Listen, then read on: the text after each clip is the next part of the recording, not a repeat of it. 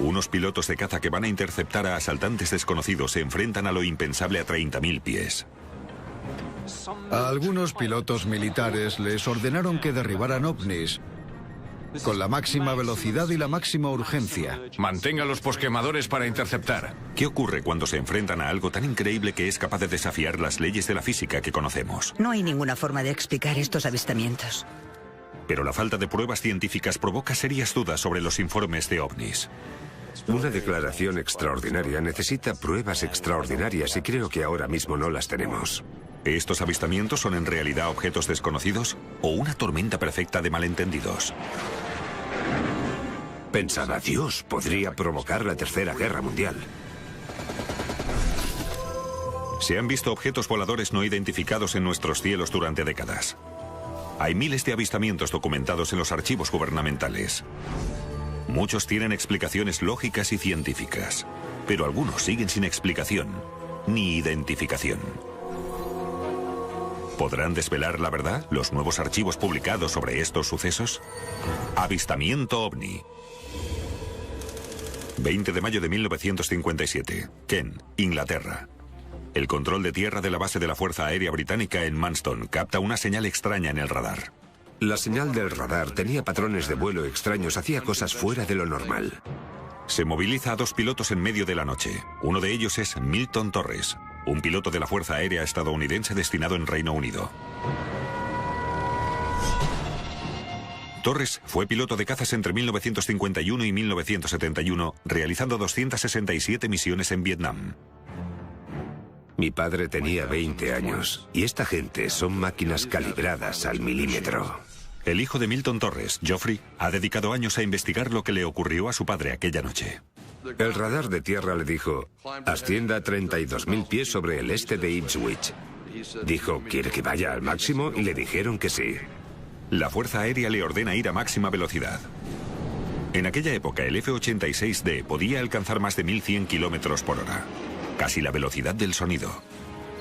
Es la Guerra Fría, y Torres es enviado a interceptar a un posible avión espía soviético, o algo peor, un bombardero.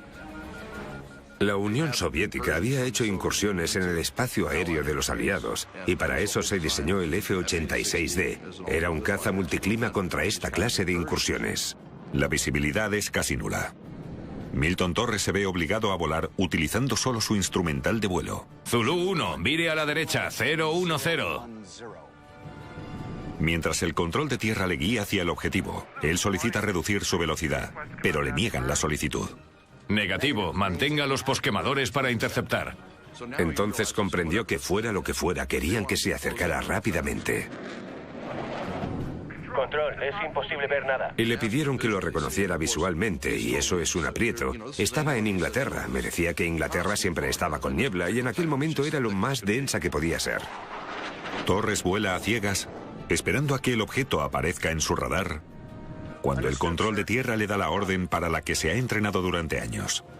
Zulu 1, intercepte el objetivo. Repito, intercepte el objetivo. Le dijeron que disparara todos sus cohetes. Querían que lanzara los 24. Pensaba, Dios, podría provocar la Tercera Guerra Mundial. Es uno de los avistamientos de ovnis más polémicos que hay registrados. Hasta la fecha, ninguna agencia gubernamental ha publicado información sobre el suceso de 1957. Y no hay documentos desclasificados que respalden el relato de Torres. Lo que no tenemos son los documentos oficiales originales. Nick Pope investigó varios avistamientos clasificados para el Ministerio de Defensa británico entre 1991 y 1994. Pope se entrevistó con Torres varias veces y cree saber por qué el incidente es un referente en los avistamientos de ovnis.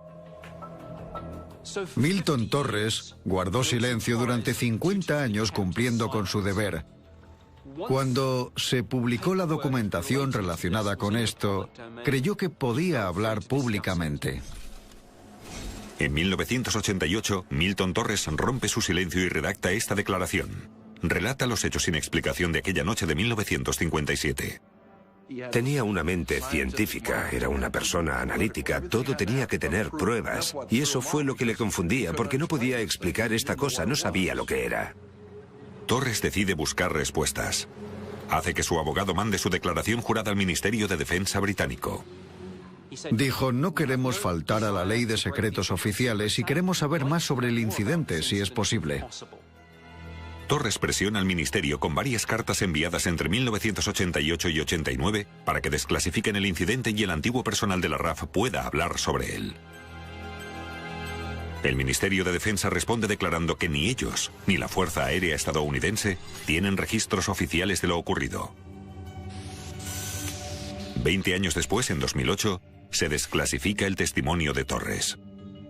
Cuando el mismo Ministerio de Defensa llevó al dominio público la declaración de Milton Torres, Torres entendió que podía hablar libremente del asunto. Pero lo que le ocurrió a Milton Torres en 1957 nunca ha tenido una explicación.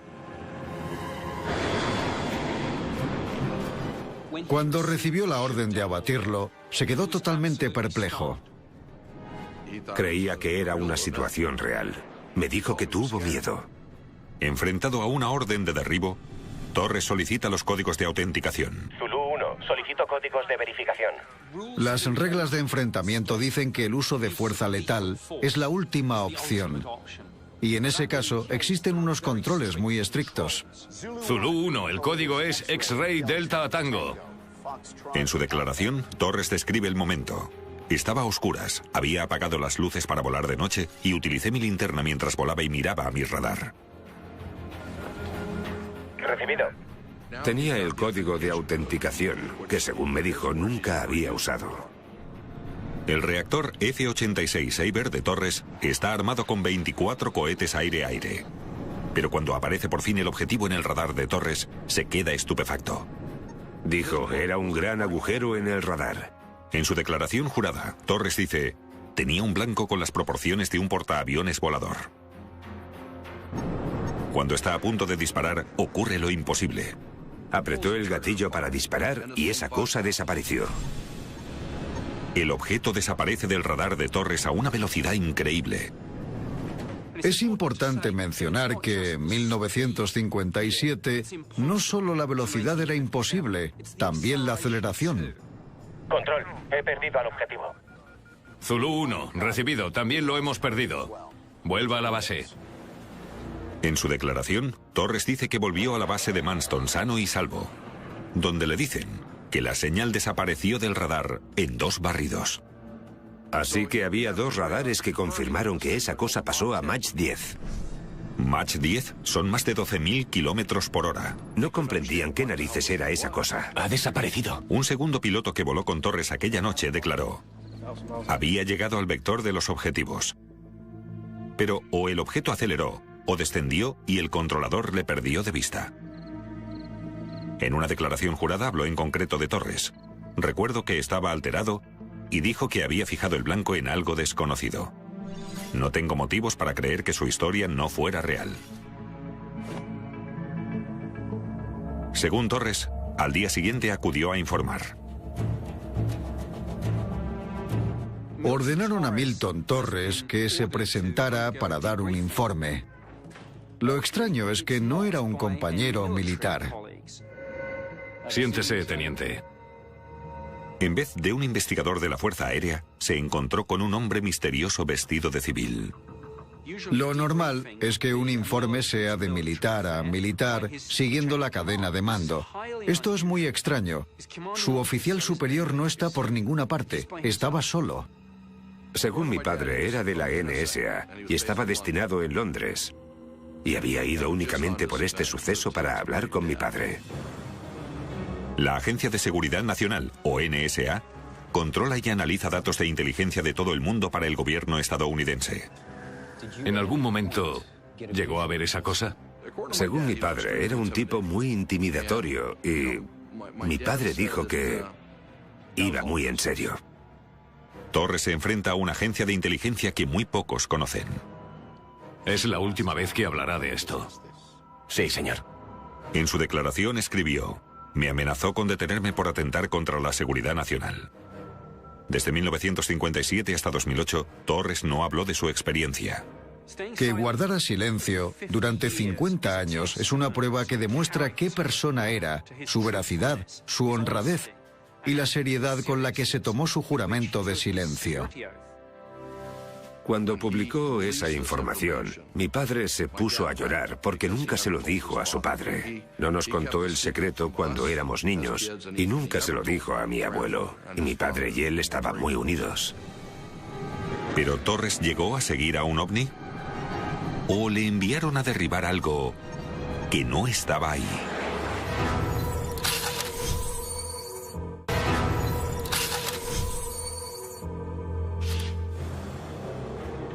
En 1957, el piloto Milton Torres debe jurar guardar el secreto después de encontrarse con un objeto desconocido en su radar. Pero la tecnología de radares de la década de 1950 tiene sus límites. La tecnología de la época no era tan buena. Los aviones podían dejar de fijar a sus blancos de forma espontánea. Jock Williams es experto en guerra electrónica y fue piloto de cazas canadiense durante más de 25 años. Si, por ejemplo, te inclinabas y sufrías muchas Gs, el radar no tenía la suficiente estabilización como para seguir al objetivo. Las limitaciones de la tecnología de radares podrían hacerlos vulnerables a una manipulación. A finales de la década de 1950, se rumoreaba que los científicos estadounidenses experimentaban con guerra electrónica. ¿Es posible que la Fuerza Aérea Norteamericana trabajara con la británica en un proyecto secreto? En la correspondencia desclasificada de 1988, entre un solicitante y el Ministerio de Defensa británico, Torres pregunta: ¿tuvo lugar un experimento de guerra electrónica para crear una ilusión en el radar del piloto de un objeto sólido y en movimiento? Si había sido un montaje, habría sido uno muy complejo que implicaría a un gran número de personas. Nick Pope conoce uno de esos proyectos secretos. El proyecto Palladian fue una operación clasificada de la CIA para engañar a los sistemas de radar. El objetivo era crear un retorno fantasma a la pantalla de radar para hacer creer al otro bando que había aviones cuando en realidad no los había. Es una especie de engaño electrónico. Podemos coger un radar y engañarle con el alcance entre el objetivo y el avión de interceptación. Se puede hacer su ángulo. A veces podemos llegar a dejar en blanco todo el radar. Podemos hacer unos engaños muy buenos. ¿Fue lo que se encontró Torres en 1957? Técnicamente es factible. Bill Sweetman es un periodista de aviación militar. Creo que la idea de que se había ordenado interceptar algo que resultó que tenía un sistema de interferencias sorprendentemente eficaz es como mínimo plausible. Pero Pope cree que la presunta respuesta de la NSA no es la habitual. El problema de la teoría de engañar al radar es que si estás implicado en una prueba clasificada de ese calibre, después solo te dicen que has participado en una prueba clasificada y ya está. Fin del ejercicio. Si la declaración de Torres es cierta, puede que la NSA no quisiera que nadie supiera nada sobre el incidente o que simplemente no saben explicar lo ocurrido. Los encuentros entre pilotos de cazas y ovnis fueron una prioridad en la Fuerza Aérea en la década de 1950. Una nota interna de la CIA de 1952 revela la preocupación que tenía el ejército de que los ovnis fueran un problema para la seguridad nacional. El informe dice: los platillos volantes revelan la vulnerabilidad de Estados Unidos ante un ataque aéreo. La Fuerza Aérea comienza el ahora famoso proyecto Blue Book para investigar los avistamientos de ovnis. El elegido para llevar a cabo esta monumental tarea es el capitán Edward Ruppelt. Edward Ruppelt fue un aviador de la Segunda Guerra Mundial. Al acabar la guerra se retiró, fue a la universidad y se licenció en Ingeniería Aeronáutica. Entonces le reclutó la inteligencia de las Fuerzas Aéreas. Jan Aldrich es un investigador especializado en investigaciones de la Fuerza Aérea. Ha estudiado a fondo el proyecto Blue Book y a Edward Ruppelt. Algunos le llaman el Superman de la obtención de datos, porque iba a todos los sitios que podía para buscar informes de ovnis. Un momento crucial ocurre en abril de 1952, cuando la Fuerza Aérea da al proyecto Blue Book y a Ruppelt autoridad para contactar con cualquier unidad sin pasar por la cadena de mando habitual. Es una acción sin precedentes. 1952 es también el año en el que se batió el récord en avistamientos de ovnis. En aquella época, la Fuerza Aérea estadounidense está buscando ovnis con la intención de interceptar uno. Un artículo del Charleston Gazette del 28 de julio de 1952 informa de que la Fuerza Aérea ha dado una orden general de derribar ovnis, pero reconoce que ningún piloto ha podido acercarse lo suficiente a uno. Aún así, Edward Ruppelt cuenta otra historia en su libro de 1956, el informe sobre los objetos voladores no identificados. En él, relata un incidente con un platillo volador en 1952 que, según afirma, nunca ha sido contado. Tiene lugar en la base aérea de Kirtland, Nuevo México, en septiembre de 1952. Ruppelt recibió una llamada del teniente Parrish, el oficial de inteligencia de la 34ª División Aérea de la base de Kirtland. Para mantener el secreto, el teniente Parrish coge un avión para recoger a Ruppelt y llevarle hasta la base. Cuando están solos, Parrish saca un informe sin archivar de su caja fuerte y solo permitirá a Ruppelt que lo lea en su despacho. En su relato, Ruppelt declara estar sorprendido. ¿Por qué Parrish no envió este informe directamente al proyecto Blue Book? Es un incidente muy serio. Probablemente había personas que no querían que pasara por la cadena de mando. Ruppelt escribe: sobre las 10 de la mañana, un radar de la base captó un objeto sin identificar. Se despliega inmediatamente a 2 reactores. Un FA-86 ascendió y otro descendió. El FA-86 que descendió enderezó su avión al ver lo que parecía un globo meteorológico. Cuando se acercó a unos 300 metros del ovni, ya no le parecía un globo meteorológico. El informe declara que el objeto se mantenía por delante del avión. ¿Cómo podía volar un globo sin ninguna propulsión más rápido que la velocidad del sonido? Según Ruppelt, el piloto intenta ver de cerca el ovni. Voló a 3.000 pies, viajando a la velocidad del sonido. El piloto por fin se acerca y puede ver bien al objeto. Parecía ser un objeto con forma de platillo, redondo y plano. Ruppelt lo describe como una rosquilla sin agujero. Pero el piloto ve que no puede alcanzar al objeto y se pregunta qué debería hacer. Cuando estaba a 450 metros, el objeto empezó a distanciarse de él. El piloto intenta pedir instrucciones al control de tierra, pero no está a su alcance. Se ve obligado a actuar por su cuenta. Dispara contra el ovni. Ruppelt escribe: un momento después el objeto comenzó a ascender y desapareció a los pocos segundos. De vuelta en la base, el incidente provoca que se cuestione al piloto. Las normas de la Fuerza Aérea obligan a informar en caso de que se dispare un arma. Si descargas tus armas, te enfrentarías a todo tipo de papeleo y puede que a acciones disciplinarias. El comandante de la 34ª División Aérea no quería que esto llegara más arriba. Para complicar las cosas, el piloto insiste en que ha disparado contra un ovni. Si eres piloto, redactar un informe sobre ovnis es la forma de desacreditarte. Incluso con Ruppelt no querían informar sobre ovnis. Se rumorea en la base que el piloto sea un lunático o haya perdido la cabeza sin motivo aparente. Pero ¿por qué le costó al piloto convencer a sus superiores de que vio un ovni y no un globo meteorológico? En el caso de un piloto que persigue a un globo, lo pasarán de largo. Volarán a su alrededor y acabarán pensando que el objeto intenta evadirlos. Tim Printy es un escéptico de los ovnis y un astrónomo aficionado. Así que lo que harán es volar en círculos mientras el globo no se mueve tan rápido, pero debido al movimiento del caza le parecerá que se mueve muy rápido. Pero Aldrich cree que la teoría del globo no explica el movimiento del objeto por un buen motivo. Cuando habló con el oficial de inteligencia, le dijo que estaba jugando al gato y al ratón con el piloto. Esa cosa le pasó de largo. En el relato de Ruppelt, el teniente Parrish le cuenta el motivo por el que no envió el informe. No se lo tragó. Cree que el piloto se volvió majara. Ruppelt dice: el comandante de la base ordenó que se destruyera el informe. Entonces, reveló su opinión de los hechos. Los problemas de este informe son los típicos. El piloto vio algo y disparó contra algo. Pero por muy concienzudo que se sea al investigar el incidente, ese algo no podrá ser identificado correctamente nunca. Parece que Ruppel manda un mensaje al público sobre la política de obtención de pruebas de la Fuerza Aérea. Quería que los cazas estuvieran alerta y el Pentágono le dijo, no lo haremos.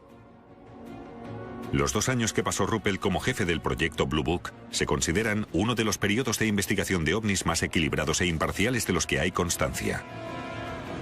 Pero Aldrich aconseja tomarse su obra con cautela. En algunos casos, la única historia que tenemos es la de Ruppel, y está informando de cosas que le contaron terceros o cuartos. Creo que él es de fiar, pero ¿sus fuentes son de fiar? Para ayudar al testimonio de los pilotos, la Fuerza Aérea debía mejorar sus técnicas de obtención de pruebas. En diciembre del 52 montaron específicamente cámaras en los cazas de la base aérea de Wright-Patterson. Durante 15 años, se dice que la Fuerza Aérea consiguió pruebas visuales de ovnis a través de sus cazas. En 1968, un informe del proyecto Blue Book declara explícitamente que las cámaras en los cazas interceptores tienen la capacidad de obtener los atributos físicos de los ovnis.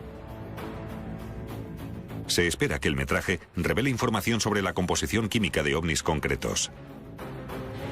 Los expertos de la Fuerza Aérea creían que solo necesitaban pruebas de calidad para resolver la duda de los ovnis.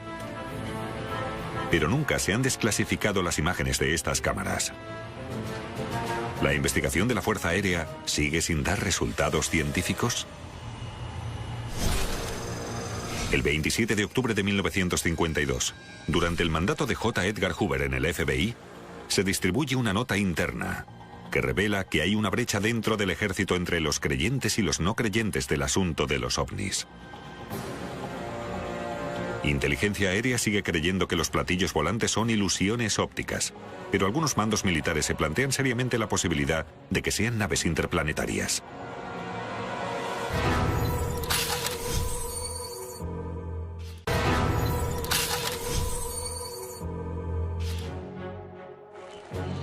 Tras casi 2 décadas y miles de informes, la Fuerza Aérea estadounidense cierra el proyecto Blue Book en 1969, declarando que ya no les interesa investigar los ovnis.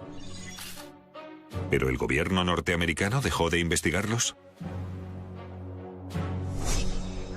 La respuesta aparecería en un avistamiento de ovnis por varios testigos en la otra punta del mundo. Teherán, Irán, 20 de septiembre de 1976. En el cuartel general de la Fuerza Aérea Imperial iraní tiene lugar una reunión secreta entre varios oficiales de alto rango.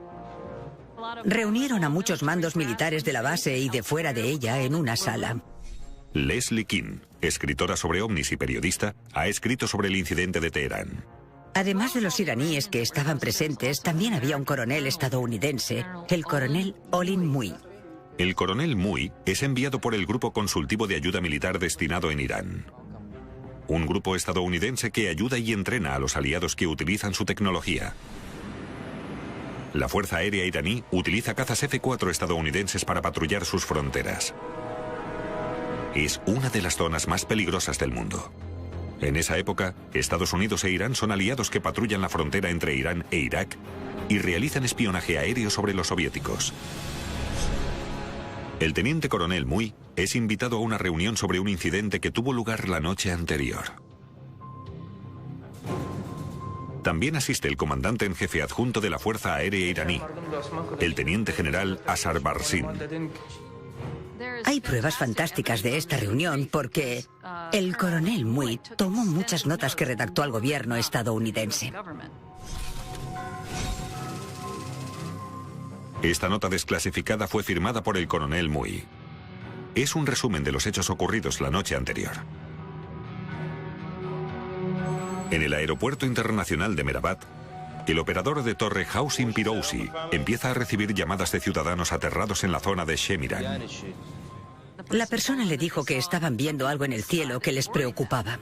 ¿Qué es exactamente lo que está viendo? Parecía una estrella, pero más grande y brillante, y estaba casi encima de ellos. ¿Está encima de usted? Poco después llegó otra llamada. Así que salió fuera, cogió unos prismáticos y él mismo pudo ver esa cosa.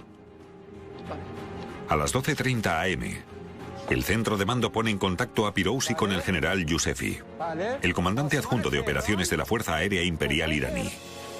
El general Yousefi averigua que el radar no capta nada. Al mirar al norte, hacia Teherán, ve el mismo objeto brillante y desconocido. Yousefi decide desplegar un reactor de la base aérea de Sharoki, a 300 kilómetros. Pero cuando el F-4 llega a 25 millas náuticas del objeto brillante, informa de que sus sistemas eléctricos han fallado repentinamente. En cuanto el avión se acercaba a cierta distancia del objeto, el equipo se bloqueaba. La comunicación por radio empezó a fallar. El panel de instrumentos se apagó. Obviamente estaba teniendo averías y debido a eso el piloto volvió a la base. Pero cuando el F-4 se dio la vuelta y el objeto aparentemente dejó de ser una amenaza, el avión recuperó el instrumental y las comunicaciones. Entonces, el general Yousefi cuenta al coronel Mui que a la 1:40 AM desplegó otro F-4. Lo pilotaría Parviz Jafari, uno de los mejores pilotos de caza iraníes. Esta es la misión. Reconocer, hacer que aterricen y, si no, derribarnos. Jafari se dirige hacia Teherán y recibe las coordenadas del supuesto objeto. Miré hacia esa zona mientras ascendía y lo vi. Entonces vi el objeto. Cuando Jafari se acerca, su reactor consigue fijar su radar en el objeto brillante a 50 kilómetros. La señal del radar era tan grande como un 707 cisterna. Jafari ya había visto un objeto del tamaño de un avión comercial en su radar. Pero la nota de Mui dice: el tamaño del objeto era difícil de calcular debido a su brillo intenso. Era tan brillante que no se podía ver el cuerpo del objeto. Pero cuando Jafari consigue acercarse hasta el objeto, lo que ve le sorprende.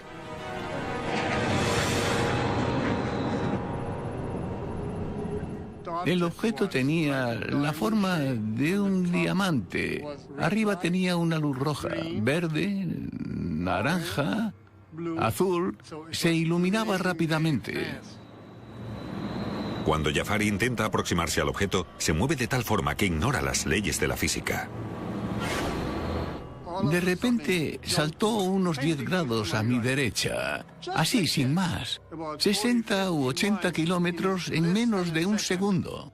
Era tan rápido que es imposible. ¿Cuánto tardó en...? Pero lo siguiente que declara Jafari desafía el comportamiento de cualquier nave conocida.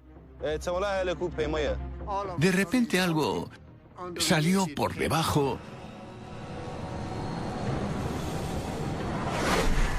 y pensé que me estaba atacando, que era un misil que venía hacia mí.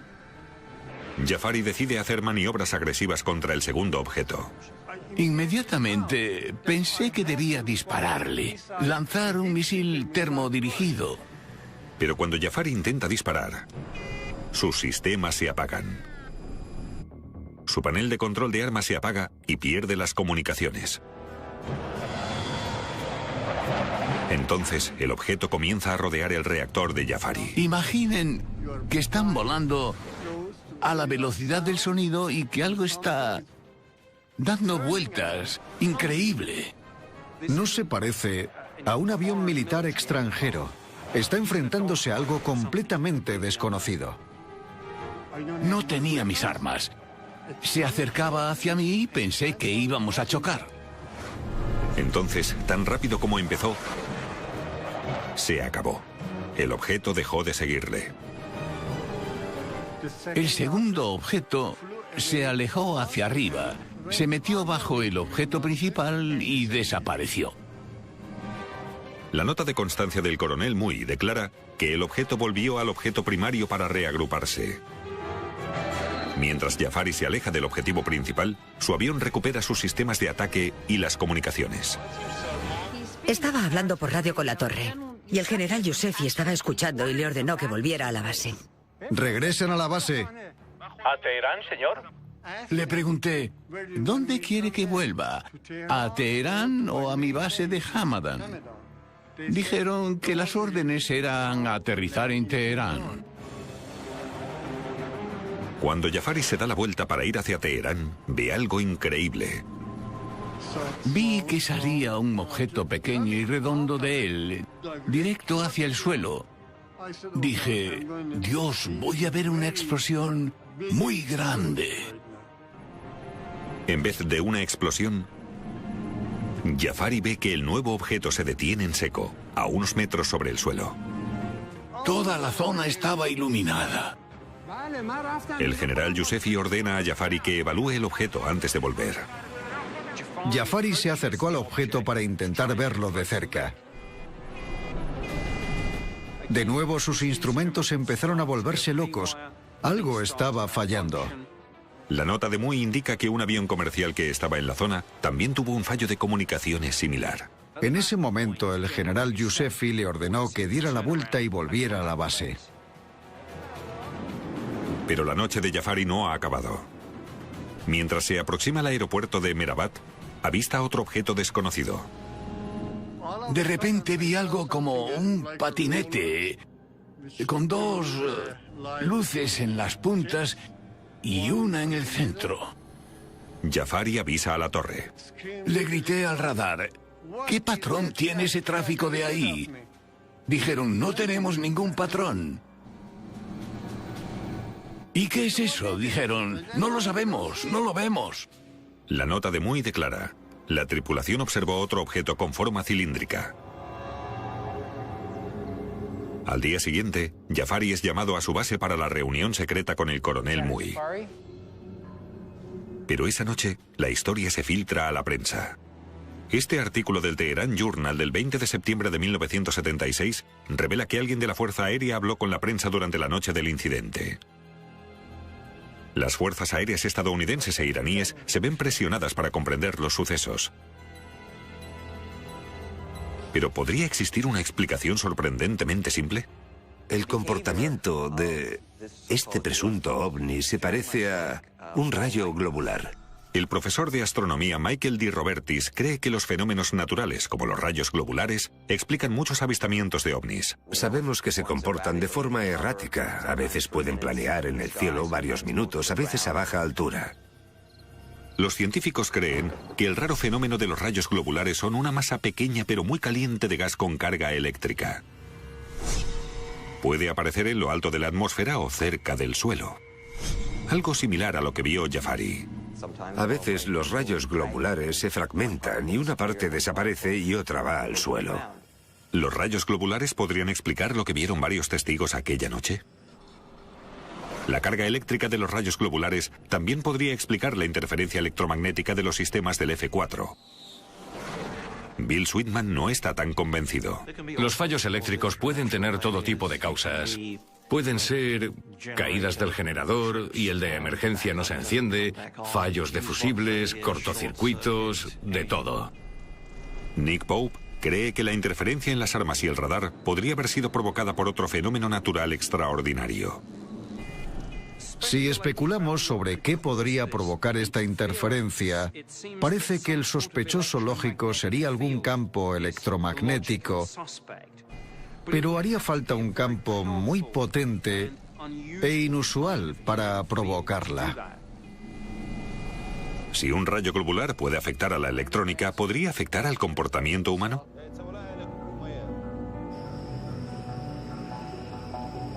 El cielo estaba despejado, sin nubes, sin tráfico, nada, pero no podía pensar en cómo aterrizar. Jafari reconoce que se enfrentaba a una situación peligrosa. ¿Cómo aterrizo? Estaba aturdido.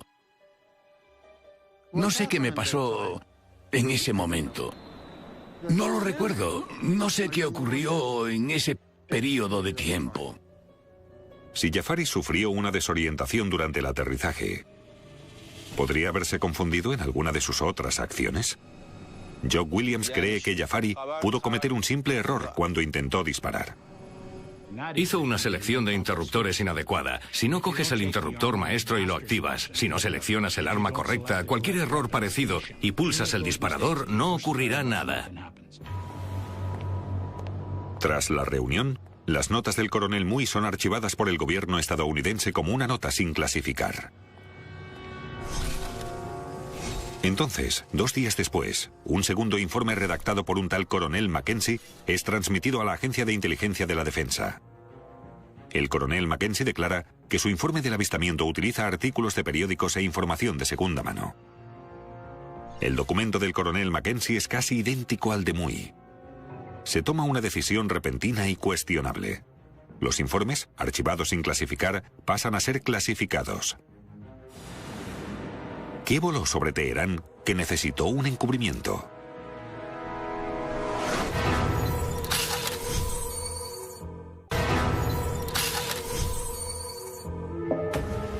En 1980, 4 años después del incidente de Teherán, otro piloto de cazas declara algo extraordinario. Este documento de la defensa estadounidense se archivó el 3 de junio de 1980. Es el registro de un incidente en Sudamérica con cientos de testigos. La Joya, Perú, 11 de abril de 1980. 1.800 civiles y efectivos militares se encuentran en la base aérea Mariano Melgar cuando descubren un objeto redondo sobrevolando su espacio aéreo restringido por la mañana. Al principio se pensó que era un globo meteorológico, pero había una preocupación de que fuera espionaje. Era un centro militar delicado. Era un espacio aéreo restringido, así que se tomó como una incursión. El piloto Óscar Santamaría es desplegado de inmediato para derribar lo que ahora creen que es un globo de espionaje. Por aquel entonces se consideraba a la base Mariano Melgar como la más estratégica de Perú, un almacén de armas y aviones de combate soviéticos comprados recientemente. Santamaría se apresura en interceptar al objeto antes de que alcance las instalaciones militares cercanas. Vuela con un Sukhoi 22, un caza de tierra soviético equipado con un cañón de 30 milímetros. Tener los 2.500 metros de altura e inicié la maniobra de ataque. Durante la audiencia pública para la divulgación de ovnis de 2013, Santamaría informó de su encuentro. Dice que localizó rápidamente al objetivo y lo puso en su punto de mira. Con una orden para abatirlo, Santamaría no duda en completar su misión. Solté una ráfaga de 64 buses de 30 milímetros. Un impacto de un 30 milímetros con punta explosiva derribaría a la mayoría de aviones. Basta con eso. Pero no es lo que ocurre. El informe de la Agencia de Inteligencia de la Defensa dice: el piloto dispara contra el objeto aparentemente sin provocar daños. Para su total asombro, consiguió impactar directamente en el objeto, pero sin hacer efecto. Era como si los proyectiles desapareciesen en el objeto, sin hacer el más mínimo efecto. Pero Santamaría es un piloto bien entrenado y vuelve a enfilar el objetivo. Esta vez, el objetivo hace maniobras evasivas. El globo realizó un ascenso súbito, dejándome por debajo de él sin la posibilidad de disparar. Santamaría aumenta la potencia de sus reactores, llegando a 1,5 veces la velocidad del sonido. Pero no consigue ganar terreno al objetivo. El informe de la DIA declara: el piloto intentó hacer una segunda pasada, pero el ovni dejó atrás al Su-22.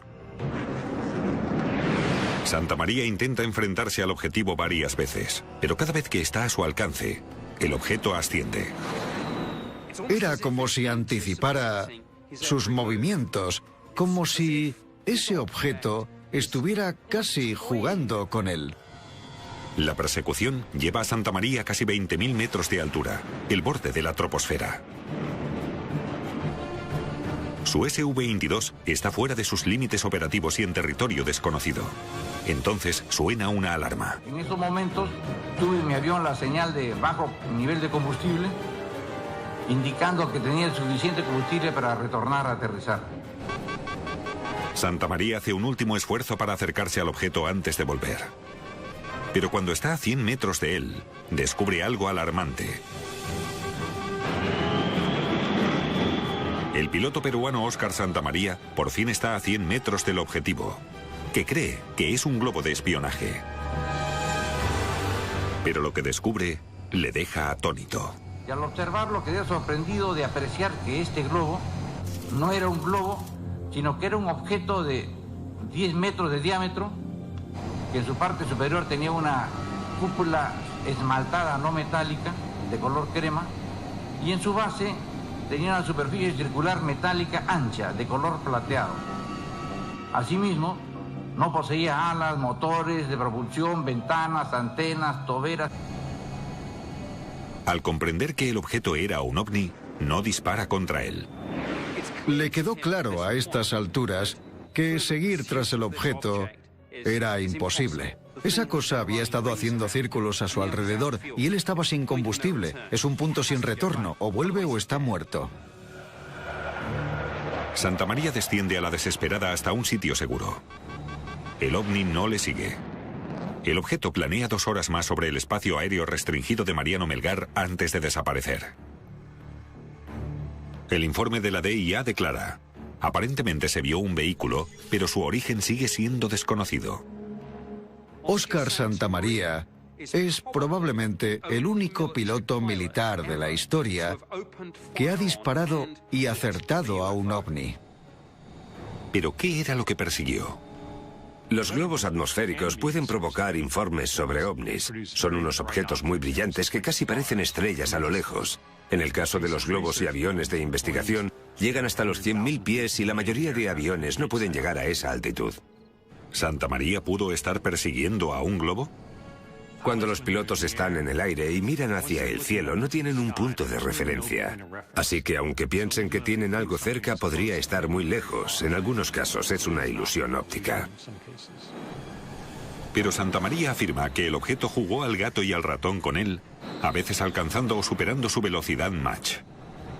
Bill Sweetman, periodista de aviación, sugiere que podría haber otra explicación. El Su-22 es un avión para ataques en tierra muy simple y rudimentario. No es para nada un avión de interceptación. Durante su diseño, se dio prioridad al peso de los obuses del Su-22 por encima de su velocidad. Lo que significa que si tus armas no tienen una velocidad inicial muy alta, hay que acercarse más al objetivo para disparar con precisión. Porque en largo alcance, lo que pasará es que los proyectiles caerán antes porque no salen lo bastante rápido. Puede que los cañones de 30 milímetros de Santamaría no hayan tocado a su objetivo. A pesar de estas posibilidades, un encuentro como este es capaz de cambiar la vida de un piloto por completo. En total fueron 22 minutos de maniobras que han quedado muy grabadas en mi memoria y me han convencido que sí existe tecnología y vida extraterrestre. ¿Pero nuestros pilotos de cazas como Santamaría están alucinando viendo cosas que no existen? ¿O podrían desmoronarse por la presión de perseguir a una amenaza desconocida? Si un piloto se asusta al ver que se acerca algo hacia él, o está en una situación en la que se enfrenta contra algo desconocido, podría cometer alguna acción impulsiva. Y por eso es muy importante que esto no se guarde en secreto. Pero por lo que respecta a la seguridad nacional, la investigación de la Fuerza Aérea sobre ovnis seguirá estando clasificada. He comparado la clasificación a tener un sótano en tu casa. Es mucho más fácil llevar cosas allí y dejarlas que ponerte a rebuscar algo para encontrarlas. Los pilotos de todo el mundo se han encontrado con ovnis de primera mano. Pero ahora mismo no hay pruebas convincentes de que estos objetos sean extraterrestres. Siguen sin resolver.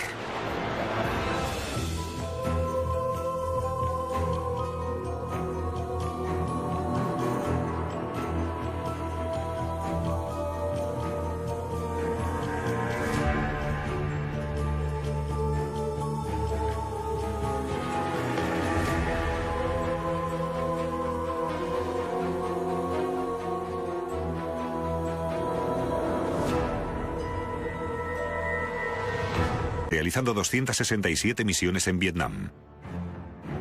Mi padre tenía 20 años y esta gente son máquinas calibradas al milímetro. El hijo de Milton Torres, Geoffrey, ha dedicado años a investigar lo que le ocurrió a su padre aquella noche. El radar de tierra le dijo: ascienda a 32.000 pies sobre el este de Ipswich. Dijo: ¿quiere que vaya al máximo? Y le dijeron que sí. La Fuerza Aérea le ordena ir a máxima velocidad. En aquella época, el F-86D podía alcanzar más de 1100 kilómetros por hora. Casi la velocidad del sonido. Es la Guerra Fría. Y Torres es enviado a interceptar a un posible avión espía soviético. O algo peor, un bombardero. La Unión Soviética había hecho incursiones en el espacio aéreo de los aliados, y para eso se diseñó el F-86D. Era un caza multiclima contra esta clase de incursiones. La visibilidad es casi nula.